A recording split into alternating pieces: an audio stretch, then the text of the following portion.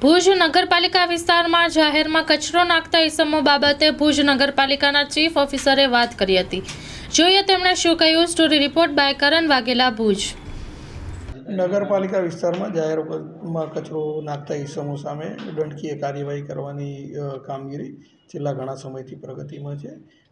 છેલ્લા 2 દિવસમાં જ 10 કરતાં વધારે ઇસમો પાસેથી 2,500થી વધારે દંડ વસૂલ કરવામાં આવેલો છે.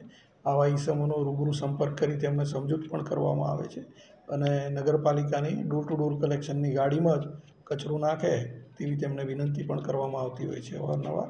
તેમ છતાં જે લોકો જાહેરમાં ગંદકી કરતા હોય છે તેમની પાસેથી દંડ વસૂલ કરવાની કામગીરી હાલે પ્રગતિમાં છે. સર, એક કરતાં વધુ વાર દંડ કેટલી પાર્ટી પાસેથી વસૂલ કરવામાં? નગરપાલિકાએ હવે આવી જે વારંવાર આ રીતે ગંદકી કરતા હશે તે લોકો સામે ધોરણસરની ફરિયાદ દાખલ કરવાનો પણ નિર્ણય કરેલ છે. જે આવા ઇસમો હશે કે જે 3 કરતાં વધુ વખતે આ રીતે ગંદકી કરતા જે પકડાશે તેની સામે ધોરણસરની ફરિયાદ દાખલ કરવામાં આવશે. માં motor driving, safe and sure driving. Driving એ શોખ સાથે આપની મોટી જવાબદારી પણ છે.